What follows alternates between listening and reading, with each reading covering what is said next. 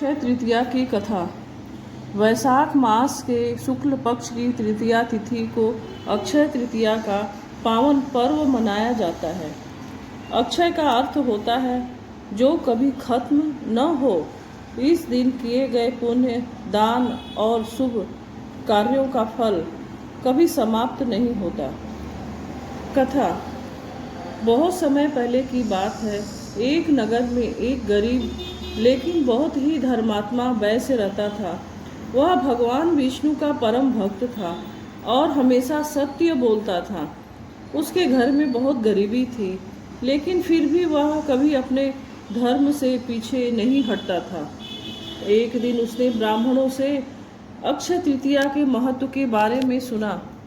उसे पता चला कि इस दिन दान, स्नान और पूजा करने से अक्षय पुण्य की प्राप्ति होती है।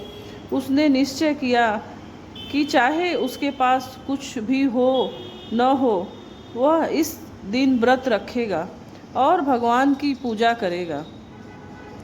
अक्षय तृतीया के दिन उसने सुबह जल्दी उठकर गंगा स्नान किया। फिर भगवान विष्णु और माता लक्ष्मी की विधि विधान से पूजा की। उसने पूरे दिन व्रत रखा और शाम को गरीबों को अन्न, जल और वस्त्र दान किए।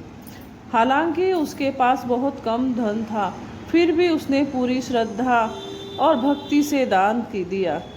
उसकी सच्ची भक्ति और श्रद्धा से भगवान विष्णु बहुत प्रसन्न हुए। कुछ समय बाद उस वैश्य का जीवन बदल गया। अगले जन्म में वह एक बहुत ही धनी और समृद्ध राजा बना। उसके पास कभी धन धान्य की कमी नहीं रही, क्योंकि अक्षय तृतीया के दिन किया गया पुण्य कभी समाप्त नहीं होता। भगवान ऐसा माना जाता है कि उस दिन भगवान विष्णु के छठे अवतार भगवान परशुराम का जन्म हुआ था। अक्षय पात्र जिससे कभी भोजन खत्म नहीं होता, पांडवों को मिला था। माँ गंगा धरती पर अवतरित हुई थी। इस दिन की मान्यता है कि सोना खरीदना शुभ माना जाता है। दान पुण्य करने से जीवन में सुख समृद्धि आती है। नए काम की शुरुआत करने के लिए यह सबसे शुभ दिन माना जाता है। अगर आपको यह कहानी पसंद आई तो सब्सक्राइब, लाइक